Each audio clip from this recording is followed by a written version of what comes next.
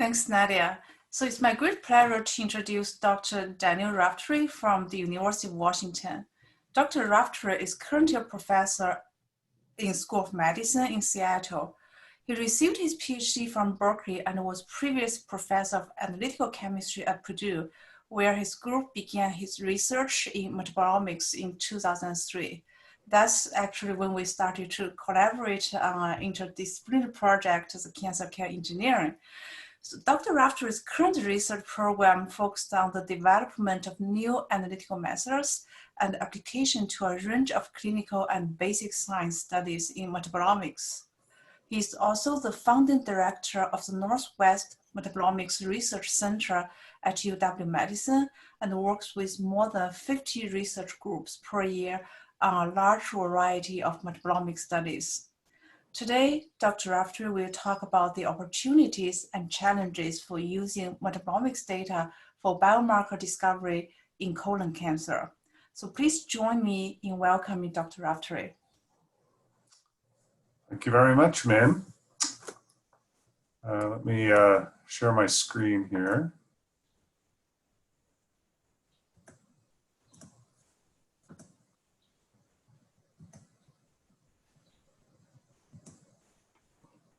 It's really a pleasure to talk today about some of our work at the University of Washington and Fred Hutch Cancer Research Center. And I'm really happy to be part of the this series on big data. I'm going to tell you a little bit about the field of metabolomics initially, and then get into some studies that we've done using kind of a targeted approach to metabolomics that we think is attractive. I'm going to tell you about some of the progress that we've made, but also some of the challenges that lie ahead. First, let me thank the folks that are going to be, the work is featured in this talk. They're highlighted in red, and I'll try to show their pictures where available during the talk. And the work is supported by the NIH. So first of all, just a little bit about the field of metabolomics in the context of other omics. So metabolomics is really the downstream product of genes and enzymatic action. And so it's also the omic that's closest to the phenotype of any biological system. So it gives you an instantaneous snapshot biologically of what an organism is doing. But also what we found over the last decade or so is that not only do metabolites, are they the products of genes and proteins, but they also feed back information as signals and sometimes inhibitors and so forth in a variety of pretty complicated feedback loops. Metabolites can affect the epigenome, for instance. And so we're still really at the beginning stages of learning how these different omics interact, especially with respect to the metabolome. So metabolomics is the field that's focused on the analysis of small molecules. And by that, I mean any molecule that weighs less than somewhere, let's say 1,500 Dalton. Depends on the definition by different scientists, but that encompasses lots of aqueous metabolites as well as fatty molecules or lipids. And in the human body, there are at least 20,000 aqueous molecules and a couple 100,000 lipids. And then this is, includes both endogenous metabolites and then the exogenous ones that we eat as food, contaminants that you might run into in the environment, drugs people take, and so forth. And so it's really quite a complicated system to analyze. There are lots and lots of different applications in the field of metabolomics, and I've listed a number of these. There's a small portion of them. But the two main areas I would say are an interest in understanding systems biology better. So from a small molecule perspective in this triangle here, a triangle of complexity, we start on the bottom right part of the triangle here, and then we look for interactions between,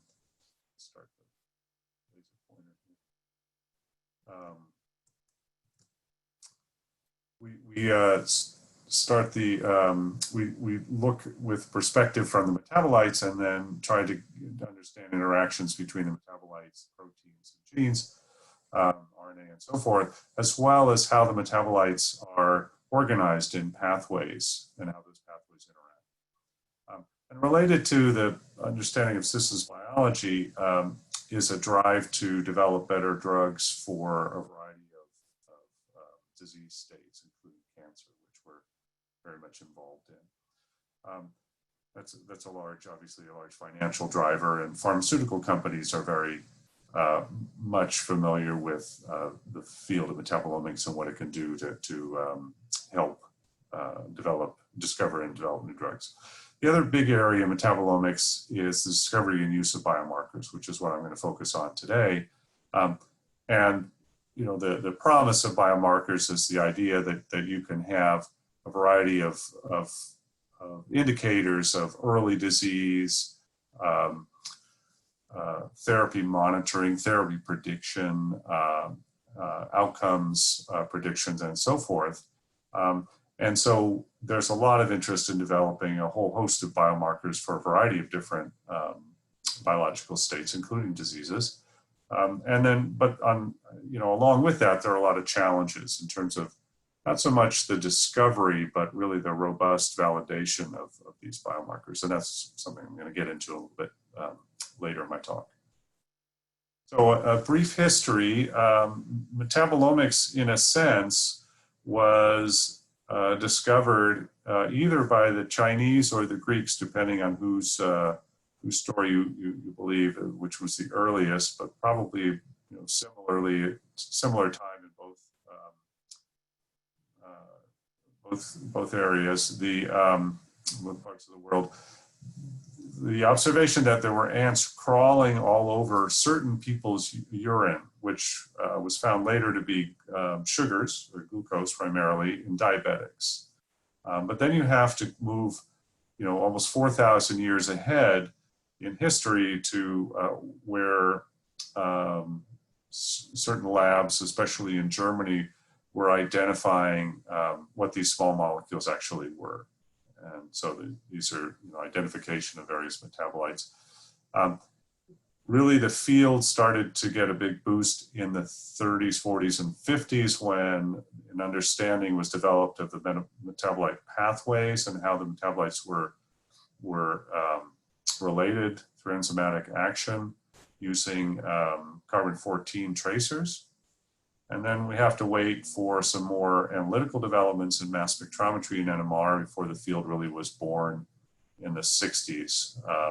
Linus Pauling actually published the very first paper, say, in Metabolomics, looking at the study of urine to detect biomarkers for lung cancer. Unfortunately, the study didn't work out very well. They didn't have very good instrumentation at the time. But he really laid out the field. It's a very interesting paper from 1968. And then fast forward through more technology development, the field of metabolomics was really coined in 1998 or 99. And now, because the statistical methods are so widely available, either in packages or even online, buildup of large databases of metabolites and increased performance of the analytical methods, it's, you know, becoming a relatively high throughput approach, and the field is now publishing well over 1,000 papers a year.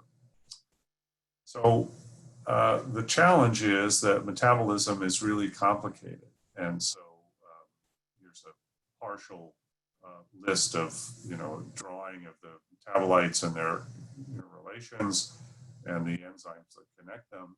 You can see in yellow is central carbon metabolism, glycolysis, and the TCA cycle. But the other challenges are that there are lots of different ways that the metabolites, their levels, and their fluxes, how they flow through these pathways is influenced by genetics, is changed by your interactions in the environment, stresses, diseases, and so forth. And then, as I mentioned, the feedback loops and so forth. So a very complicated system. People in the field like to think of it in more simple terms. This is kind of the rendition of metabolite pathways on a subway system like the London Tube. And the idea is that you start in a certain place and follow the metabolites as they go through, maybe into the TCA cycle here or the urea cycle or so forth. And you can follow the flow of metabolites as they get broken down to produce energy and then reform to make important biomolecules that the cells need. So in terms of the workflow of metabolomics of a typical experiment, you will start with either a hypothesis, which then will involve a decision about what types of samples that you want to collect, or an exercise in hypothesis generation where you, again, have to choose the samples, but then based on the results, you will then generate a set of biological hypotheses that you can then verify. So once you've chosen the sample type and number through experimental design, you collect those samples under hopefully ideal and reproducible conditions. You have to make a decision about the type of spectroscopy that you're going to use, and then excuse me.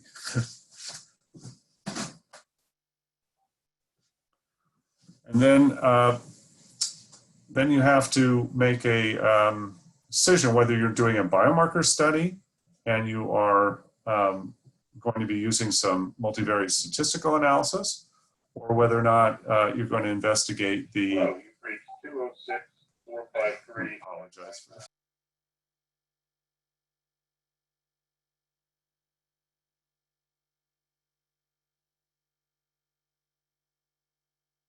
It's one of the fun parts of working at home. So then you need to perform statistical analysis on this, and we'll get into a little bit of this. If you're doing a systems biology study, then that's going to involve analysis of metabolites and their pathways. And very generally, this workflow needs to be repeated in order to validate the findings, and that can be done through either the same types of experiments, or if you're doing a drug discovery workflow, then that would say move from cell lines into animal models, for instance, or even into humans. So this type of workflow has produced a number of seminal papers, including 2009 paper that identified sarcosine, so methylglycine, as a potential biomarker for aggressive prostate cancer. And in this paper, actually, it was very well done in terms of discovery and validation using, this was a study of prostate cancer tissue obtained from patients and then analyzed, and then a validation study done in sample cells, prostate cancer cells, to validate that methylglycine actually was a driver in prostate cancer motility, in fact. But unfortunately, and this often happens, in terms of a biomarker for early prostate cancer detection or monitoring, it doesn't work very well in either blood or urine samples. It does work well in tissue, but that involves a biopsy. And so what often happens is that the biomarker signal that may be very strong in a tissue sample doesn't always translate into a more readily obtained biofluid. Another example of metabolomics, important paper here was the identification of 2-hydroxyglutarate as an oncometabolite, so cancer-related metabolite that results from a mutation in the IDH1 enzyme that's located in the TCA cycle. And it appeared in brain cancer cells, a very high concentration. In fact, you can see them in MRI imaging. So what this led to actually was a drug discovery program to target the IDH1 mutation, which was successful and led very quickly within 8 years from the discovery of 2-hydroxyglutarate into a drug that was FDA approved for improving the lives of brain cancer patients. It's not a complete, cure by any means. It only extends the lives of brain cancer patients by, some relatively, small number of months. Nevertheless, it is, a really important example where one can take a metabolomics finding and actually develop a drug that affects the local metabolism of the cell in a successful way.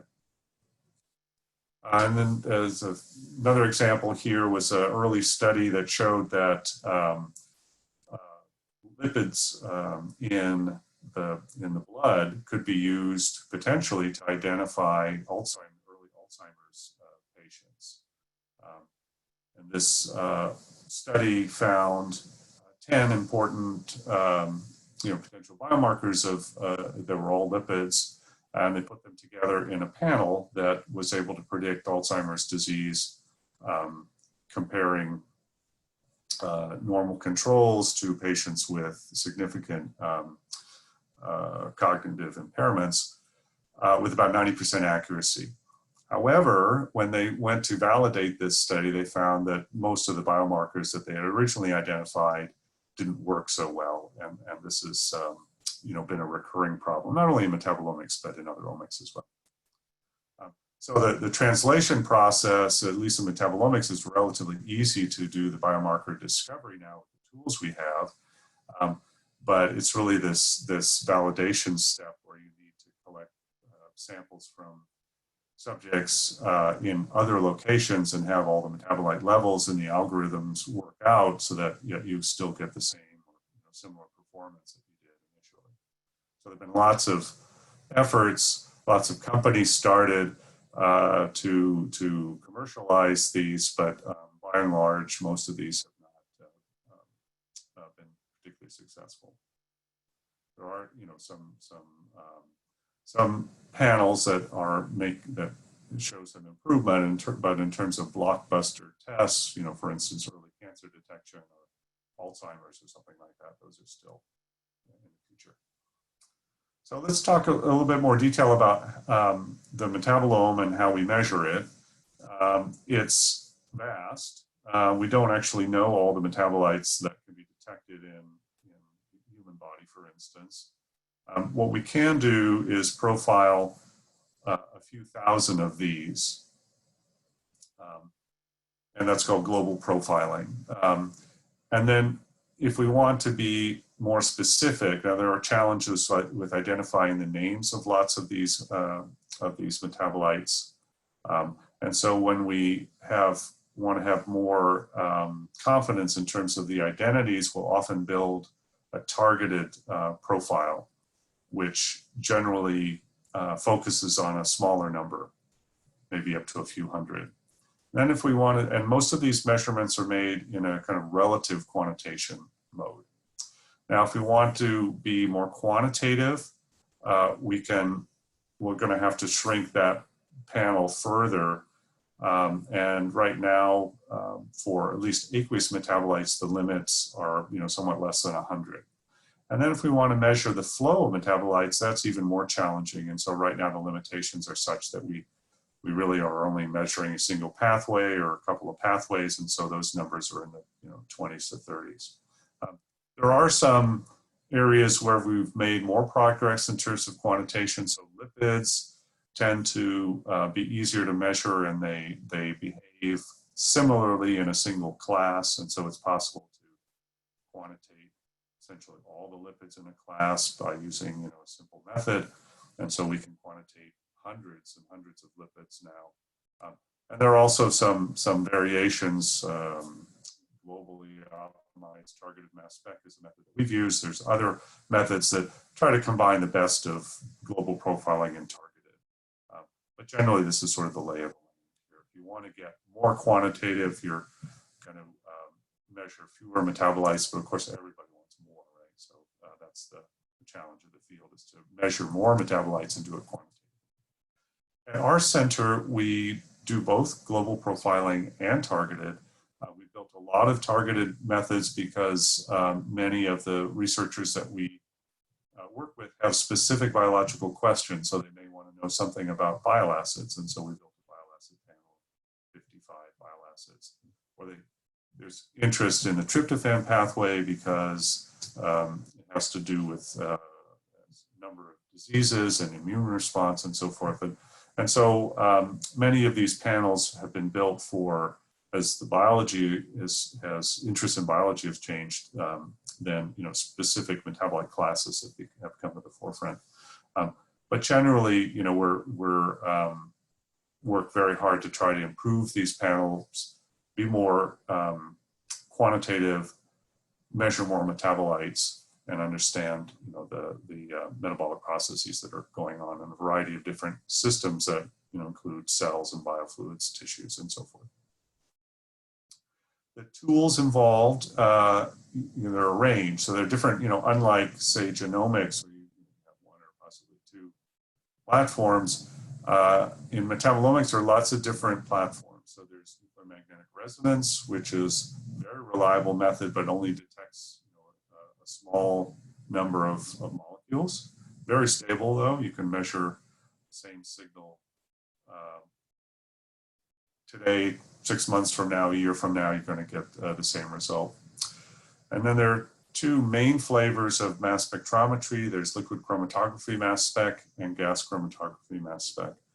And these have some overlap, but they in terms of the molecules they detect, but also quite a bit of differences. So you can detect many more with LCMS, but and so it's really kind of moved to the forefront in terms of metabolomics, in terms of the technique that the majority of researchers use. That the GCMS has its own capabilities that are attractive too. It can look at very volatile molecules. It can also look at metabolic flux, so that's attractive. We built a targeted, large targeted LCMS system that I'm going to talk about some of its results later. But for instance, now we target over 350 different metabolites that we've verified their identities, and we can measure them quite reliably.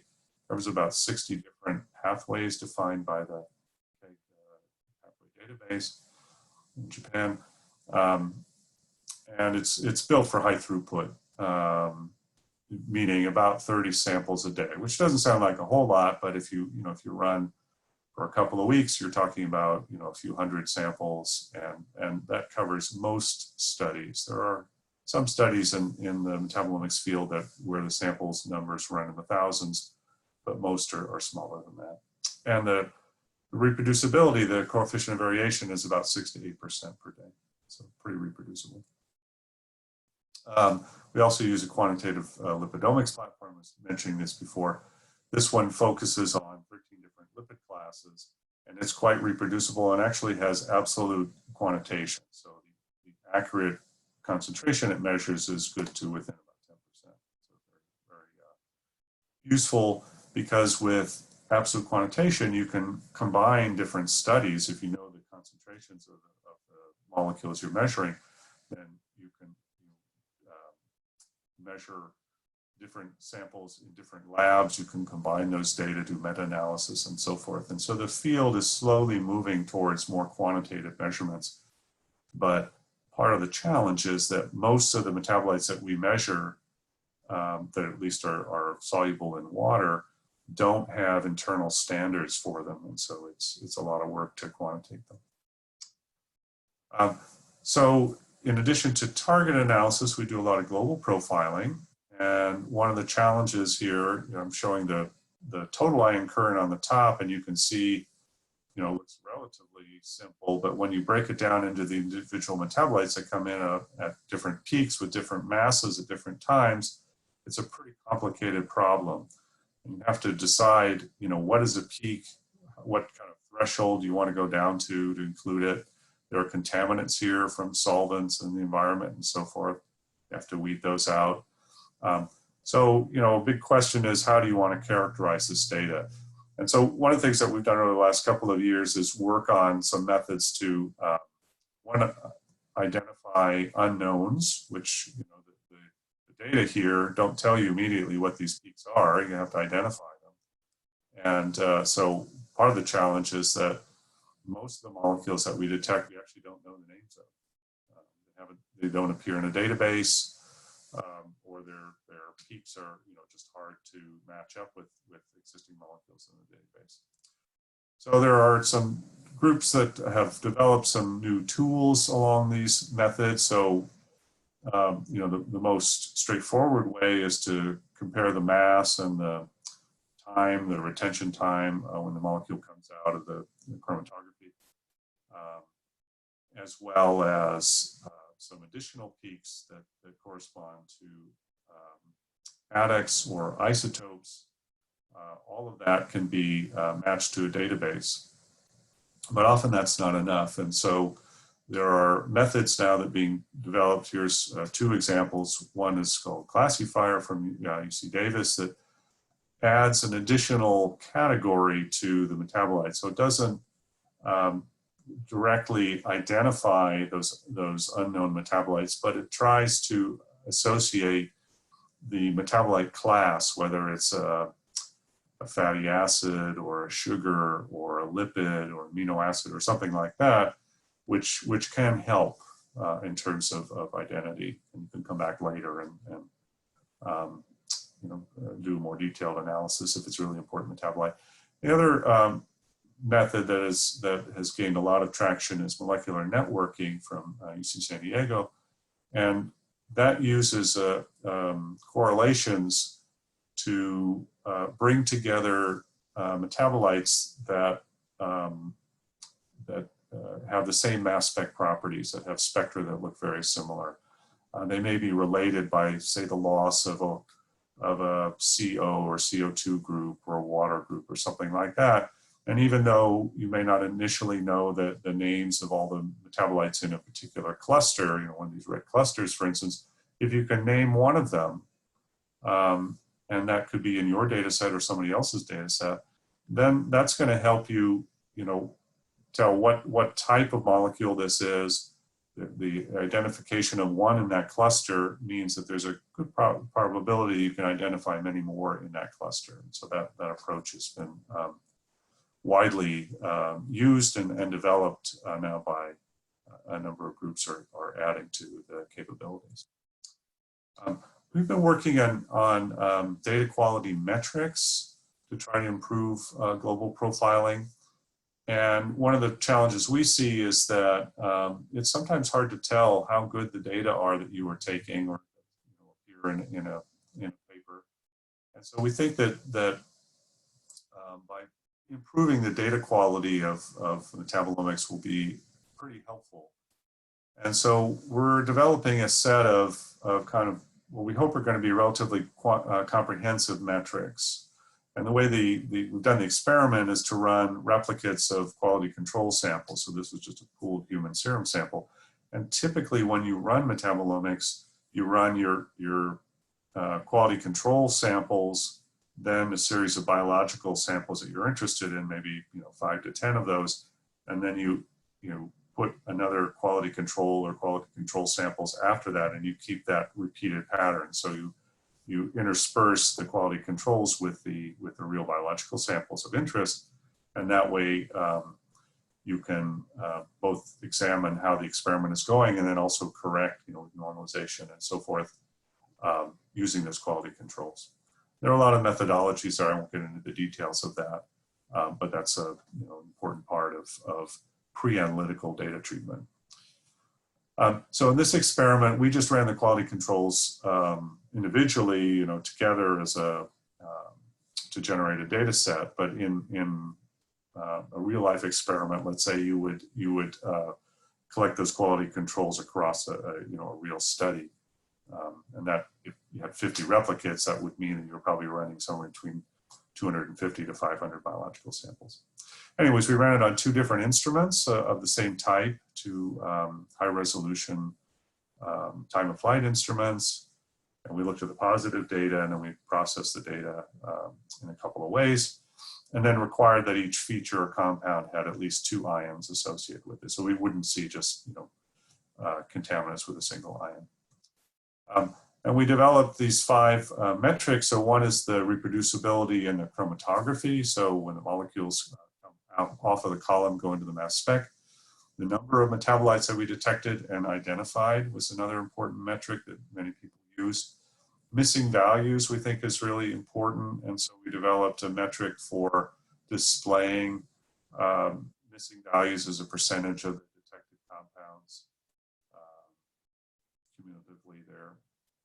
Also, the cross-validation, the coefficient of variation versus intensity, which I think, this graph shows a nice metric of that. You can tell the difference between the data quality. So red here is the newer, more higher resolution instrument, and then also using profile mode, which collects all the data, as opposed to centroid mode, which is a more limited, it's an average of the data and saves on data storage, but clearly loses some information, which it shows up in a poor CV and more missing values and so forth.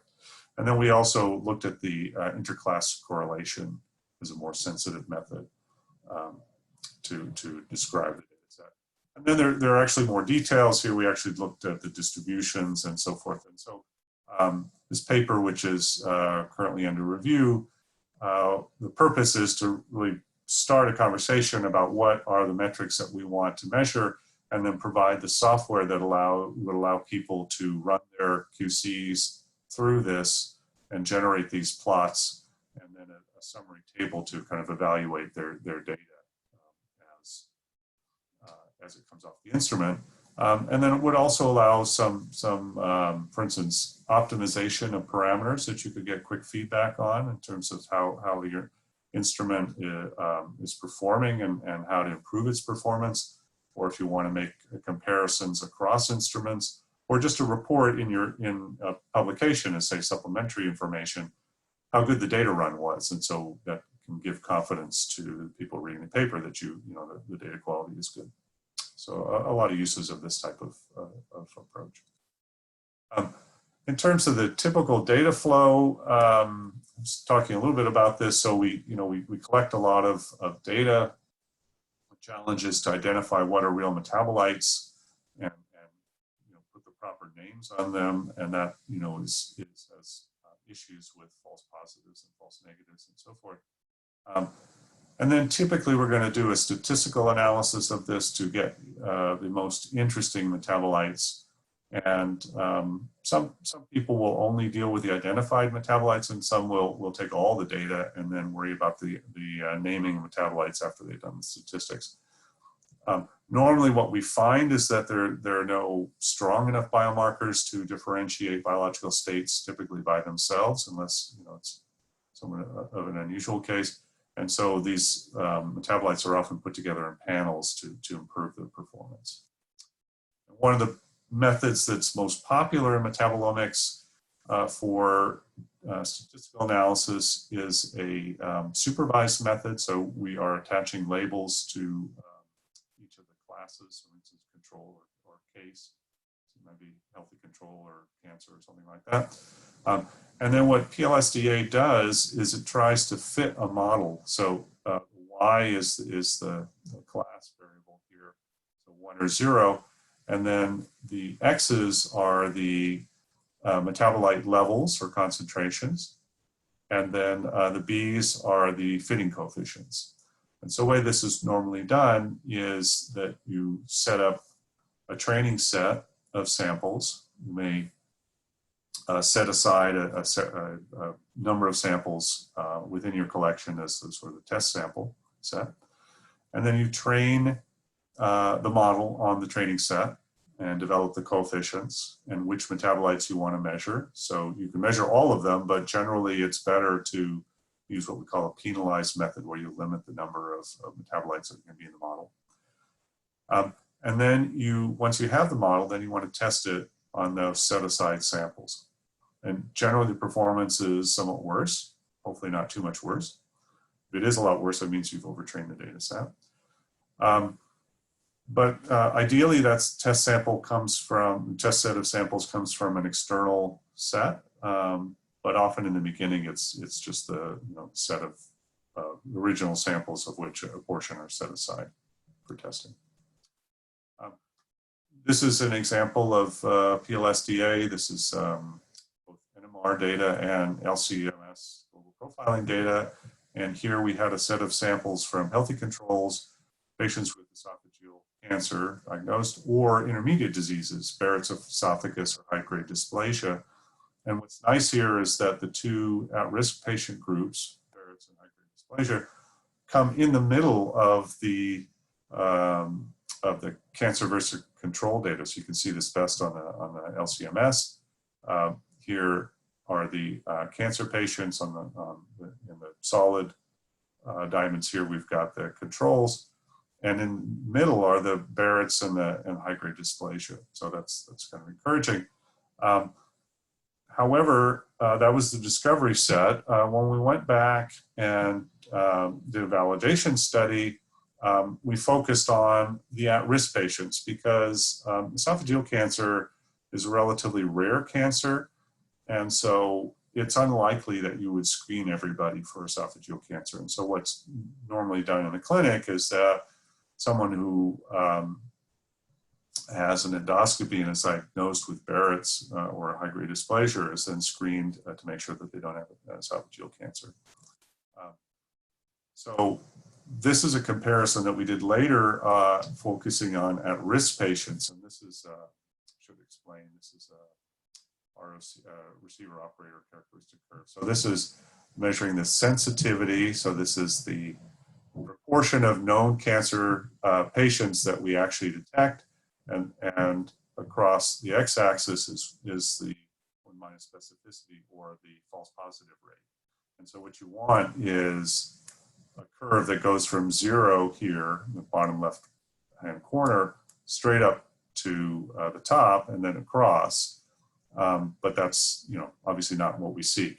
The diagonal line is totally would be the random result. So if you couldn't tell between Barrett's and in this case acid reflux, which is GERD, or on the right hand side high-grade dysplasia or esophageal cancer versus Barrett's. So you can see though that these are not perfect results. The area under the curve is a sort of an overall assessment of the accuracy.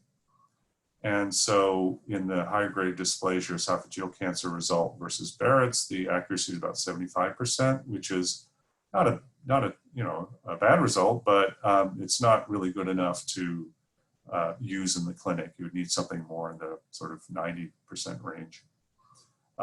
And trying to determine the difference between acid reflux and Barrett's esophagus is really very difficult at this point.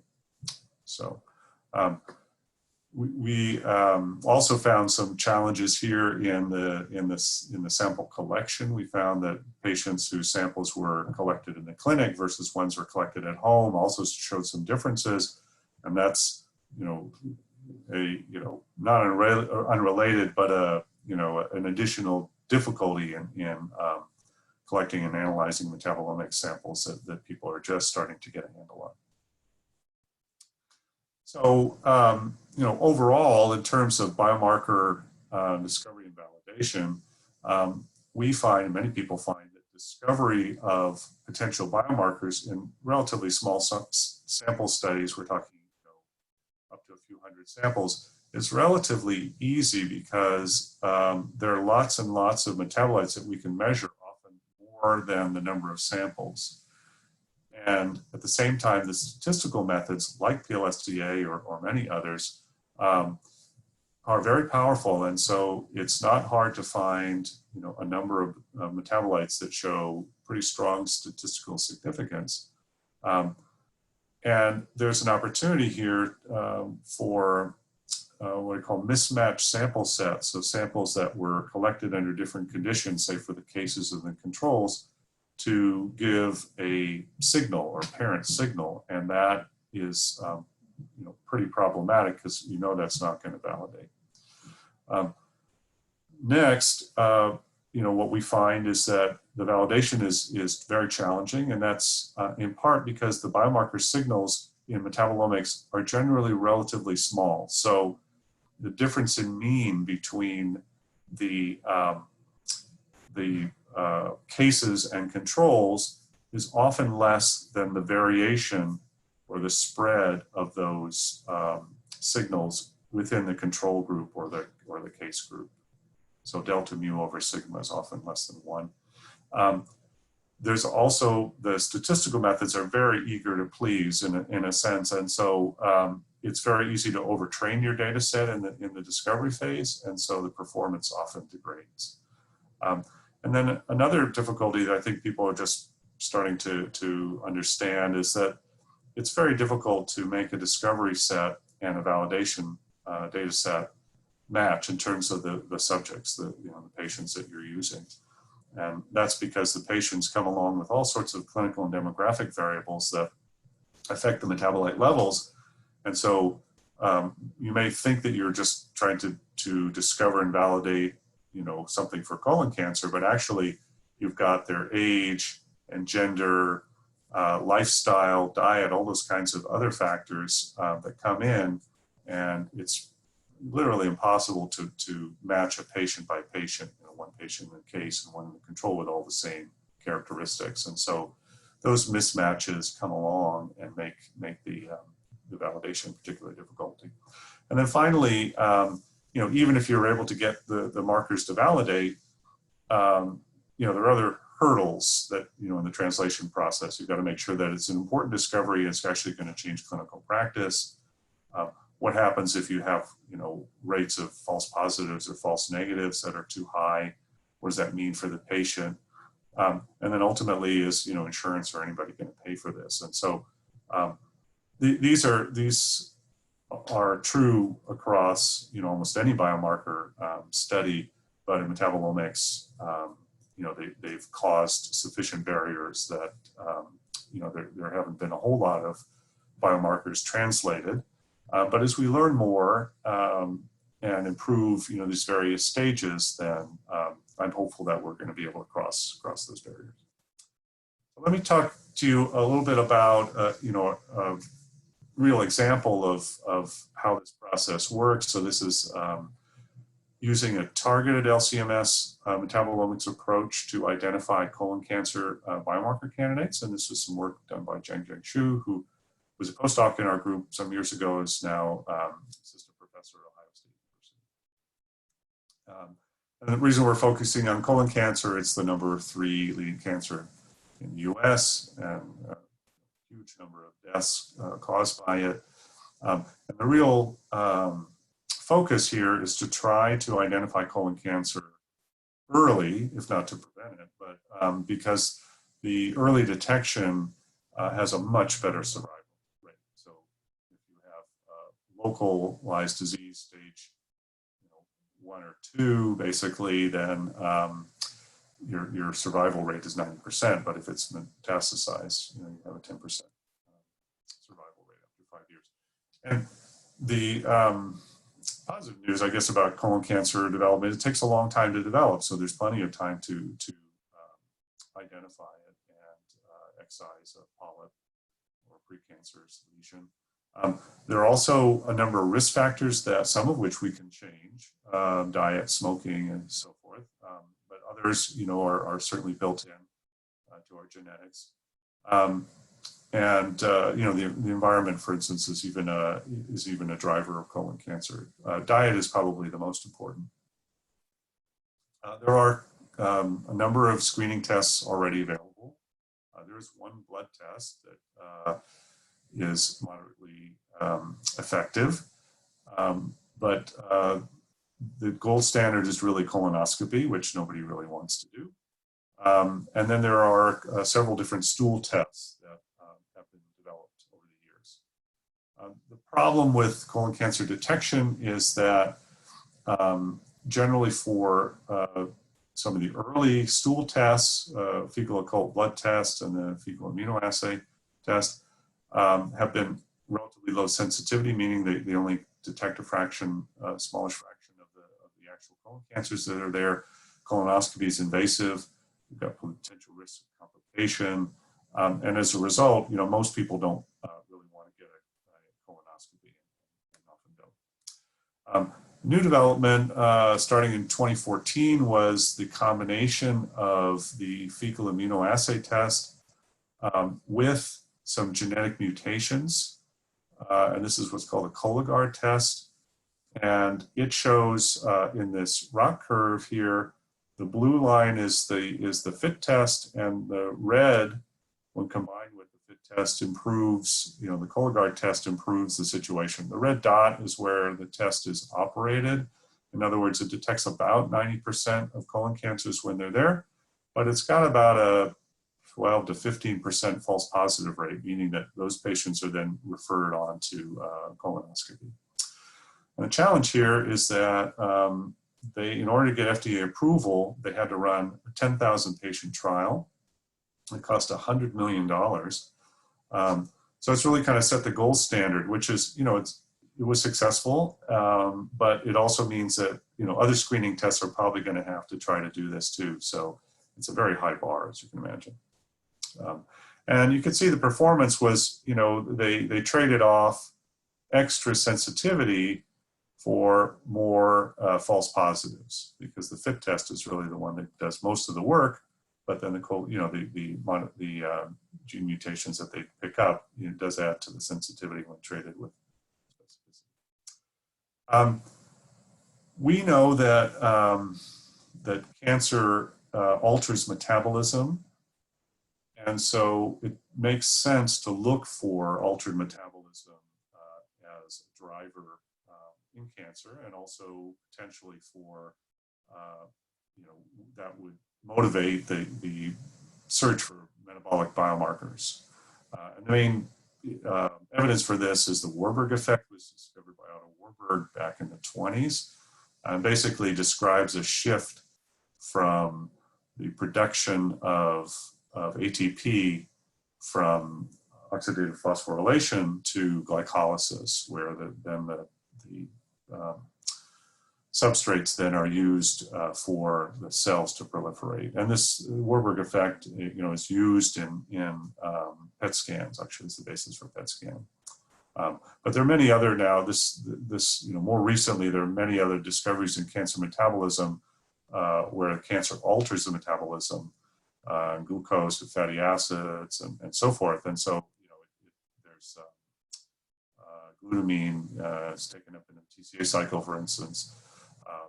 And so, there are a range of metabolic changes that they give, credence to the idea of looking for metabolic biomarkers. We've done some work with collaborators looking at colon cancer to look for metabolic pathways that have been altered, and then, also in other types of cancers too. This is brain cancer cells as well.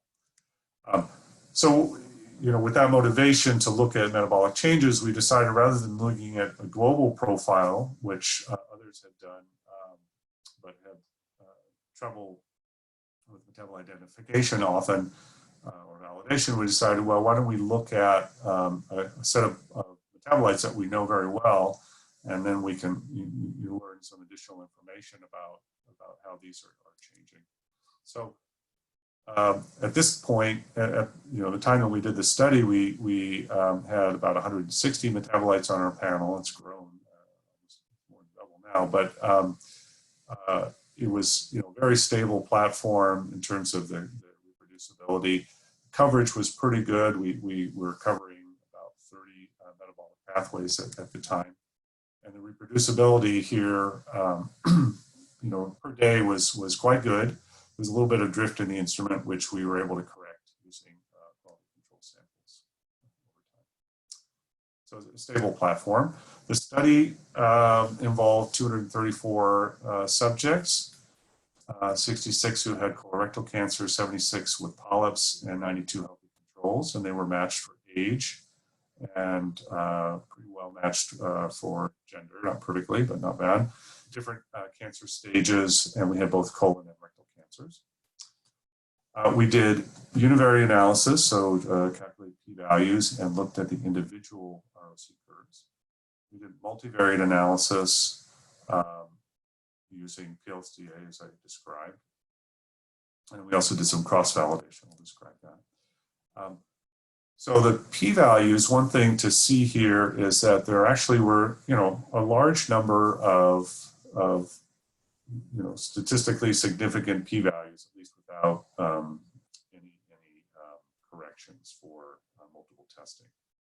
And many of them would pass that anyways, but nonetheless, I think we detected 42 out of the 130 or so metabolites that we detected with good performance.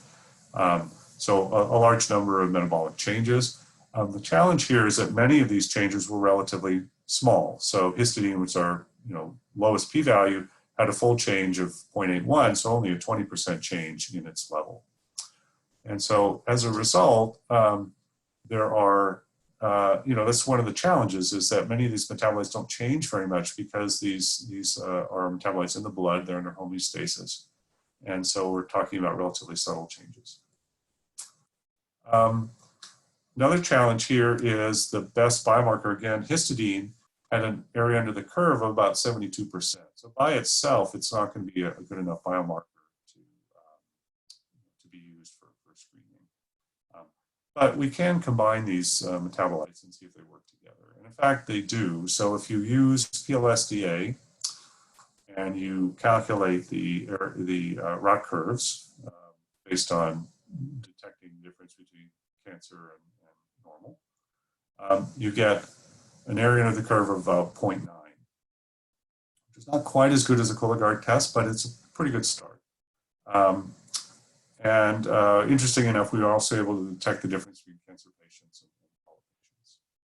The difference area on the curve is 0.94. So strangely enough, a little bit better. We don't really understand why that is, but it could be a statistical artifact or something else. There is a signal here that I would say is reasonably strong metabolic signal when we combine these metabolites. These are panels of 12 or 13 metabolites, depending on whether it's colon versus healthy or colon cancer versus polyps. And this Monte Carlo cross-validation is performed where we have a set-aside set of test samples and we build a model and then test it and then compare it to, in the red here, where we randomize the labels, the colon cancer or healthy control, and then build a model and see how well it works. And clearly, if you have the correct identities for the cancers and healthy, you get a better detection of the metabolites. And so you can see there's separation between when we have the proper labels from when these labels are scrambled. And so there definitely is a metabolic signal that can be used to detect colon cancer, but for the reasons I explained earlier, it's you're going to need multiple biomarkers, and each one is probably going to not be particularly strong. And then this really needs to go beyond this cross-validation. It needs to go on to a validation across multiple sites, which we're in the process of performing. One can improve the model by adding other clinical variables. So one can add age and gender, smoking and alcohol status. It does improve the model a little bit. Those are risk factors. But in reality here, the metabolites seem to have already taken into account most of that signal. So there's not a big boost from adding those additional clinical variables. The nice thing about the model is it's pretty consistent across different stages. And so, performance was, even in early stage patients, it seemed to be relatively good. I'm not going to go into a lot of the biochemical findings that are sort of illustrated here on the bottom right. pathways, but that's certainly, something that we did in the paper, which, happy to, I think it was referenced in the, but I can send out the reference if people are interested in looking it up in Journal of Program Research. But essentially, almost all of the biochemical findings that we saw in this study had been seen either in colon cancer studies or other cancer studies, and so provided some biochemical validation, changes in glycolysis or TCA cycle amino acid and purine and pyrimidine metabolisms. Had, many of those, or all of those, had been seen in other cancers. And so we felt like, the metabolic changes that we saw, we were kind of bringing these together, pulling out the ones that would work together to identify colon cancer patients versus healthy controls. And that's one of the nice features of using a targeted method, is that you can go directly into the biochemistry and not have issues with identification. We went on and took some additional data from nuclear magnetic resonance and combined it with the mass spectrometry. This was a smaller subset of the samples because we didn't have NMR data on all of them. But putting these data together, and we found that we could improve the results.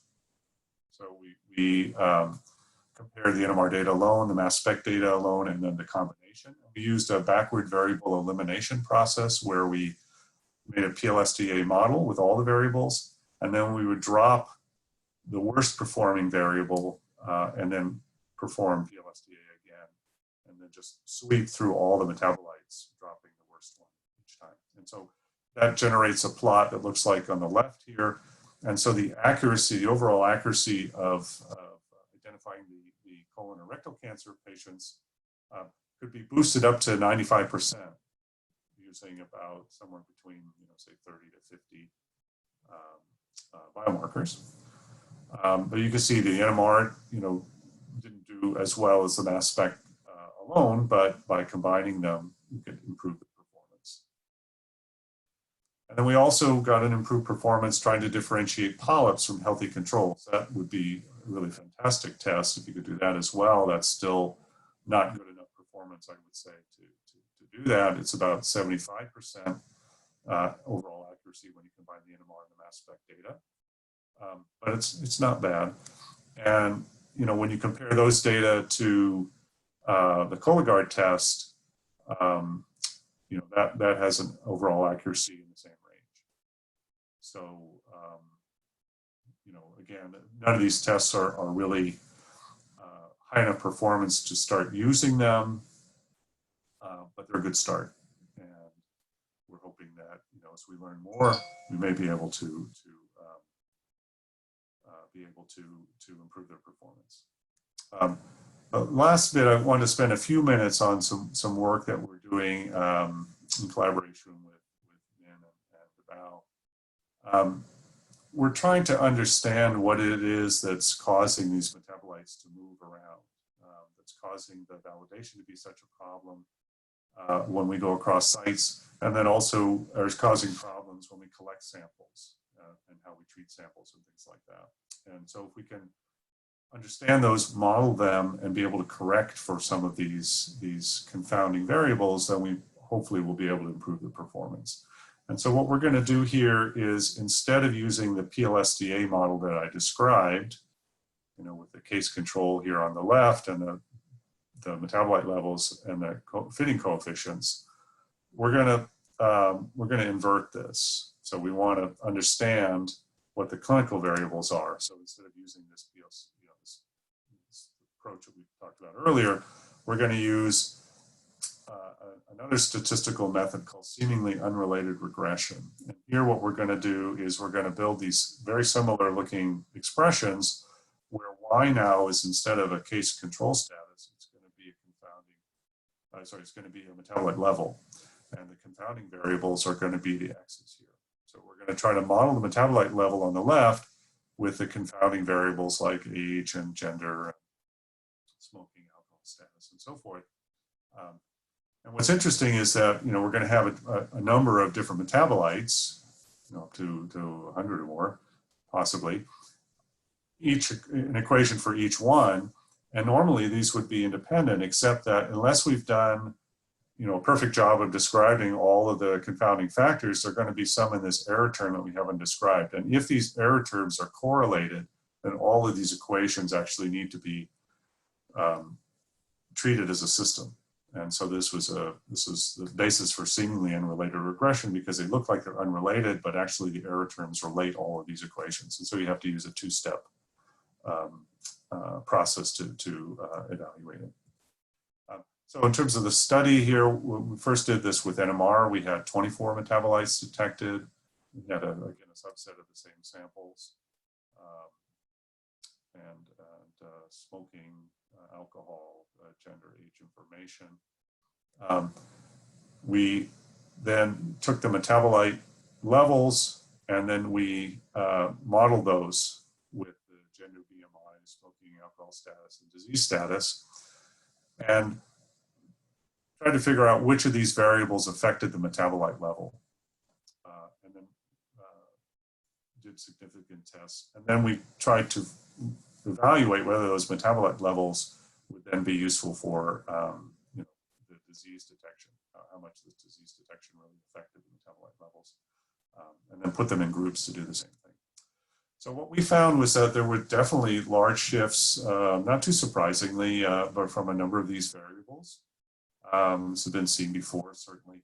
But what was surprising was that even metabolites that apparently look like they might separate disease from control, when you took into account all of these effects from the confounding variables, it really eliminated most of the disease component. And so valine was the only metabolite that was left with a differential signal between, in this case, polyps and healthy individuals.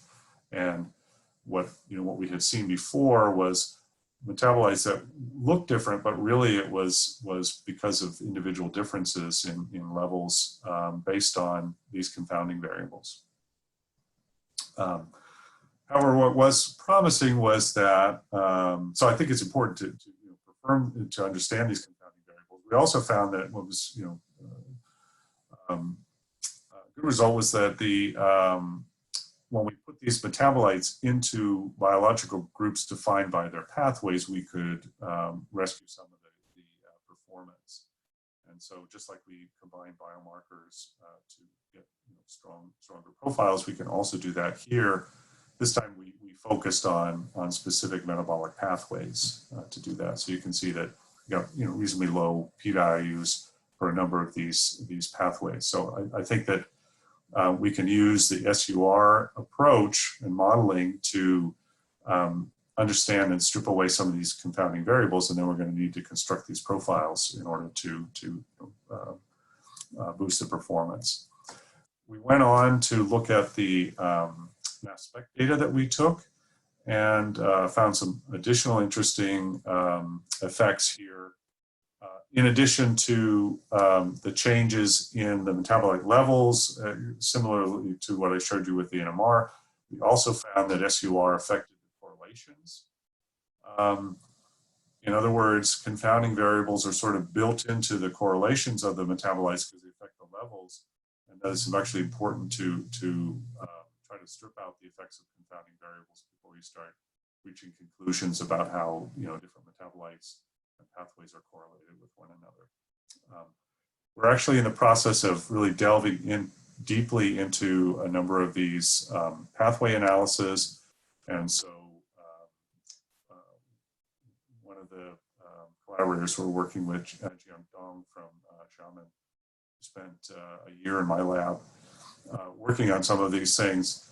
I think there's a lot that can be done in terms of pathway, improved pathway analysis, and the way methods that people are currently using. This paper just came out this year and uses a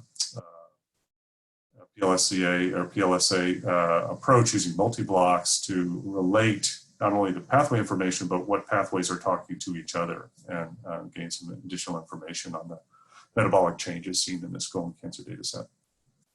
So I'm a bit out of time here, so I'm going to conclude quickly by emphasizing that, metabolomics has a tremendous amount of promise in terms of understanding, learning and understanding, about biochemical systems, not only their normal states, but disease states, biological stresses, and so forth.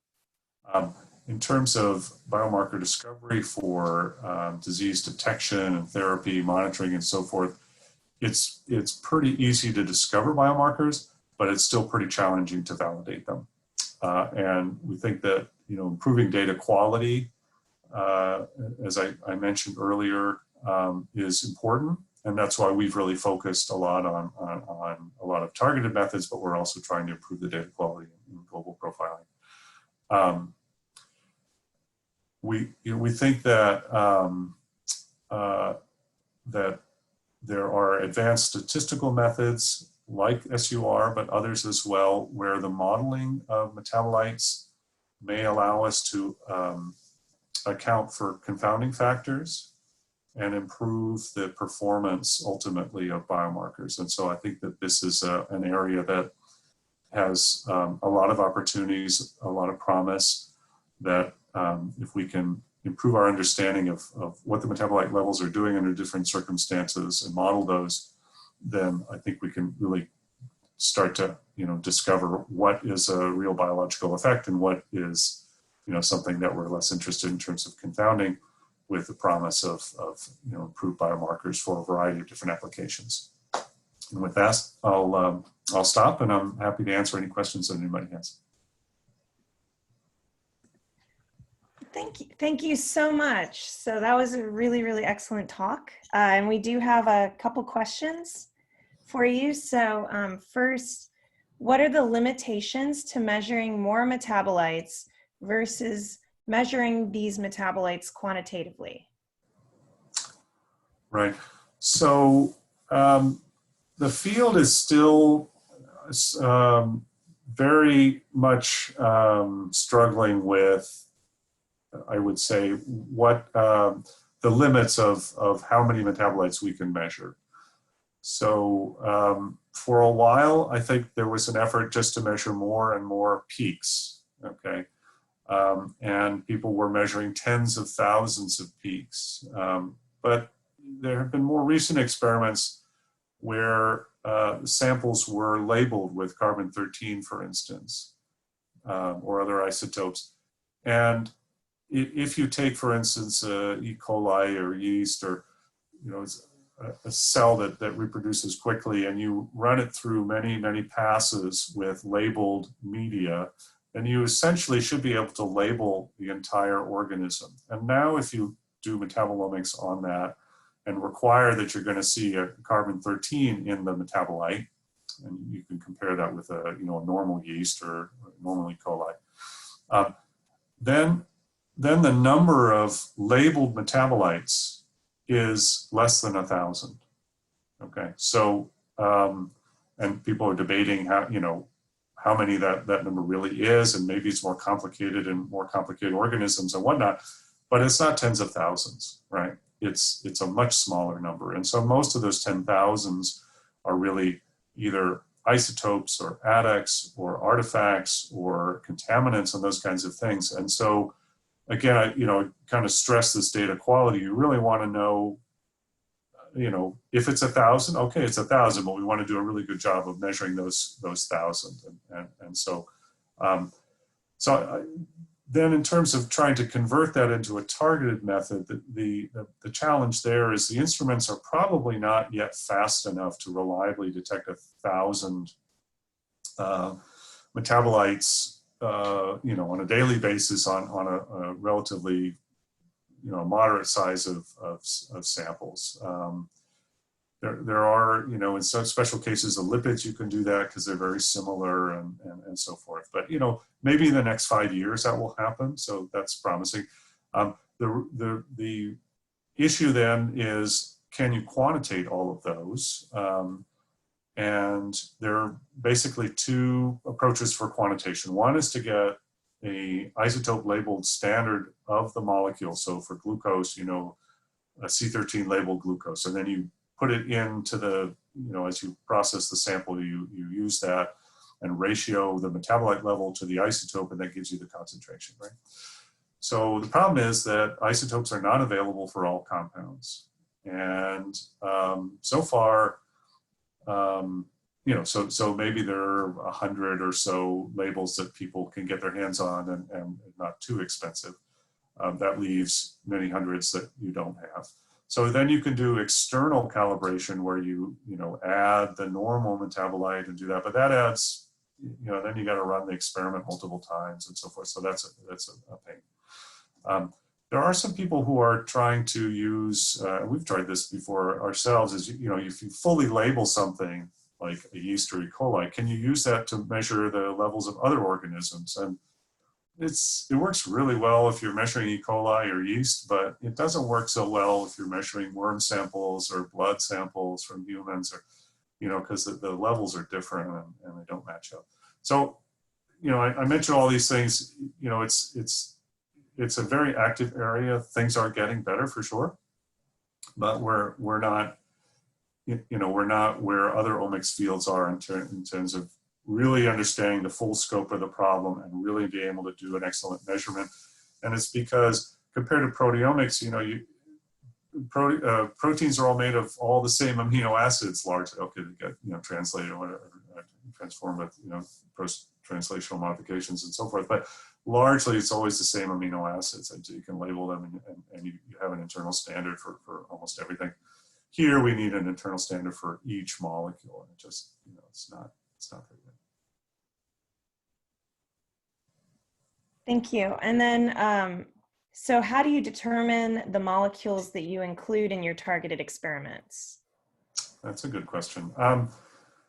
So we looked at the literature, some people who were doing some similar types of approaches. And, you know, right now our mode has been to try to increase the number based on either new experiments or, you know, that we see in the literature, or requests that we get from our collaborators who want to look at a particular metabolite or pathway or something like that. And so we've been sort of in an expanding mode. But we're also, you know, in some cases we've gone a little bit too far where we're trying to measure molecules that don't behave that well. And so now we're kind of trimming back some of the ones that, you know, just, you know, our feeling is it's not really a great idea to, if you can't measure the molecule well, then you're probably not really doing someone a service of providing it, right? So that one, those molecules will often migrate to a separate panel where we can do a good job. And really the challenge is, it's not so much measuring a particular metabolite. We can measure, you know, vast numbers of them individually. It's trying to put them together and have them all behave, all 350 of them behave, you know, and they don't always behave together. So more recently, we've been intrigued by the idea of, well, not only trying to measure more, but also, you know, are we measuring, what's the right number to measure if you want to characterize a cell? You don't really have to measure all the molecules in glycolysis if really the key places are, you know, glucose at the top and pyruvate at the bottom, and maybe, you know, a couple intermediates that are really going to be the choke points or the decision points, you know, to go to PPP pathway or so forth. So it may not be necessary to measure all of it. So we don't really have the experiments to determine that. I know there have been some efforts to, you know, at least think about that. You're always worried that if you cut something out that you're missing something. So there's that, right? But I think that over time we're going to learn, you know, what are the best molecules to put on the targeted pathway,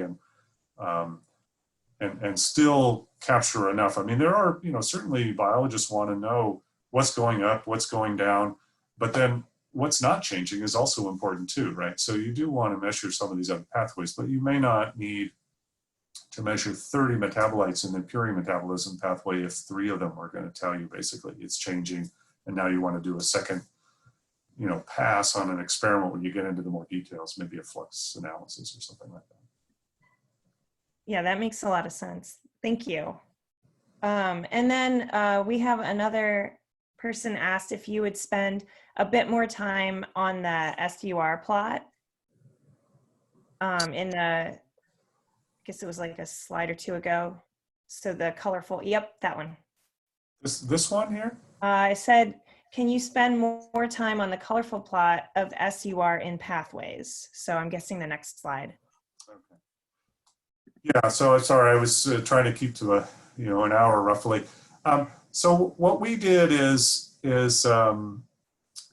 we looked at the correlations of the metabolites in various KEGG pathways and drew these connecting lines based on the correlation values. And what we initially found was that there were huge differences in the pathway connections between, I'm looking on the left here, this is for the urea cycle, between healthy, when you go to polyps, you see a much more limited, and then to cancers, there's, even less metabolites that are correlated. And I don't remember what the cutoff value was for the correlation, but maybe it was 0.3 or 0.4 or something like that. And so you can see that there looks apparently like a huge decrease in the correlations. But what we found was that when we applied SUR to the metabolites to eliminate as much as possible the effects of confounding variables, that actually on the right-hand side, there is still a change in the correlation levels, or the number of correlations, but it's not as dramatic as it was. And so it's kind of a cautionary note, I guess, is that, that what you see in terms of correlations may not all be disease driven. There may be other effects that are going on that could lead you to the wrong conclusion if you're not careful. And so one of the challenges here in the metabolites is that all of this, all the demographic and clinical information is sort of baked into the metabolite levels. And so they, just assuming that you're just measuring disease or whatever is you have to be careful about that, because there's a lot in those metabolite levels that you may not be thinking about. And that was sort of the point of SUR, in terms of trying to model these effects. I think, we're just starting to scratch the surface of the things that can be done. And so I think that and you don't have to use necessarily SUR. It was just, kind of a convenient and somewhat novel approach, in terms of using an old well-known statistical method and econometrics. It had been used in a couple of omics as well, but never applied to metabolomics. And it's one of a number of ways that you can model metabolite levels. And I think that is something that we were just funded to do some of this work, at least in healthy normals, to try to understand how well we can model these levels. And so we'll see in a few years, how much of the variation that we can explain for normal healthy metabolite levels, how much is still unexplained, and then whether or not that's really going to help. It's not part of this grant, but in the future, how much that might help for biomarker discovery and validation. Okay, yeah, and then going with that question and with that explanation of looking at the normal, better characterizing normal samples. So what are the limitations to identification of drug metabolites and their targets using patient samples? For example, studying mechanisms of drug resistance. So I think, the metabolomics field has all kinds of potential in terms of looking at interaction of drugs with, particular targets, especially if they're enzymatic, or they have an effect on metabolism. It's an area that we're, quite interested in. We're just, it's hasn't been a real big focus in our group, but I think there's a lot of potential there. In terms of drug resistance, I mean, metabolomics is just looking at metabolism, so it's going to have some sort of metabolic effect, but many drugs do. And the question is whether or not, you can pick up that signal in metabolism. So if I talk about drug resistance in cancer, if a drug has a metabolic effect, one of the things that cancer can do is it can shift its metabolism and use a different substrate. So it can go from glucose utilization to glutamine or fatty acids or even cholesterol. And so if the cancer is responding to the drug, it may shift its metabolism in a way that it can keep growing, and that is going to look like some sort of drug resistance. So that could be studied in detail, because you could do individual, at least at the cell or animal level, you could do isotope tracer work to see how much glucose or glutamine or fatty acids are being used, and over time, see how the cell shifts. We've done some work looking in senescence, so the application of adriamycin to breast cancer cells. If you do it at a low enough dose, they will go into a senescent or sleep state, and their metabolism definitely shifts as you're applying the drug, and the metabolism changes pretty dramatically, and then over time it kind of comes back partially to not all the way to its initial state, but it comes back. Depends on the cell type as to how it shifts the metabolism, either increases or decreases glucose or glutamine or fatty acids. But you can definitely see the resistance build in as the metabolism of the cell changes. So I think there's a lot of potential there. But again, it would have to have a metabolic effect. And if it does, then we have the tools. It's not easy, but I think the tool set is there, and then you have to be efficient in using it. So, and then we have another question from someone who, a member of their old lab used MS and capillary zone electrophoresis MS to quantify metabolites in various cancer types. And they asked if you could compare these methods with GCMS and LCMS. Sure. So CE is a pretty attractive approach, especially for charged metabolites. And I'll say, I'm not a super expert on CE, but I think it's quite a viable method. It has some challenges in terms of reproducibility, but I think those have gotten better. I know there's a company that provides, very good coverage. It's a little bit expensive compared to LCMS, I think, what they're doing, but it's absolute quantitation from what I remember. And so I think it's a little slower, and maybe the reproducibility is a little bit more difficult. And so it hasn't been as popular as LCMS, but I think it's quite viable. As a methodology, especially if you want to look for, say, central carbon metabolism, or energy coenzymes and so forth. I think it's quite an attractive method, and there have been some efforts to improve the throughput by doing sort of multiple injections, and so that's been some very useful work. So, and then compared to GCMS. Is still, used pretty heavily in the field. We find that it's less reproducible than LCMS in general, primarily because of the derivatization step. So if you want to make sure that molecules that normally, are not very volatile, you have to volatilize them by reacting them often with silane containing reagents, like TMS or so forth, and that derivatization step is not super reproducible, and so it adds to the irreproducibility of a method. So a typical large GCMS run, lasting maybe a week, the coefficient of variation might be 20%, whereas LCMS is probably more like 10%. So and then the coverage is generally not quite as good, maybe by a factor of 2 or 3. So, most people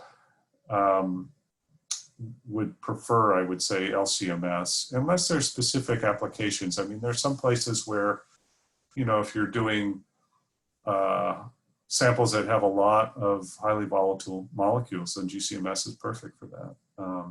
So if you're doing breath samples, for instance, that can be very useful. Or there are other parts of the metabolome that you can detect with GC-MS that you just don't see, you know, ketones and so forth that appear. So in terms of expanding coverage, it's great to use both. If you only had to pick one, I would say that most people right now would pick LC-MS.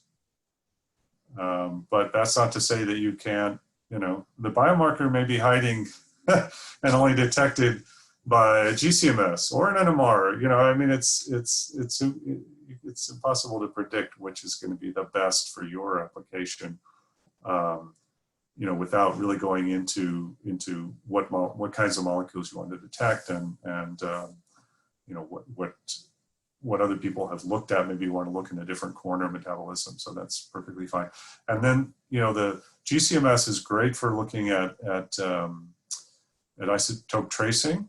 I mean, as is LC-MS and you know, NMR to maybe, you know, more detailed level, but GC-MS does a great job of covering lots of different metabolites, and the analysis is very simple in terms of isotope tracing. So we like it for that as well. Thank you so much. So those are our questions. We just have a number of attendees now saying thank you. Okay. Well, I'm sorry, you know, this type of presentation is a lot more difficult without it being in person, but I enjoyed the opportunity and the questions. So I wish everybody good luck in the rest of the class. Thank you so much. Okay, so thank you all for joining us today. And our next talk will be tomorrow, and Dr. Konstantin Gatsonis from Brown University will talk about the machine learning methods in diagnostic imaging. So hope to see you tomorrow.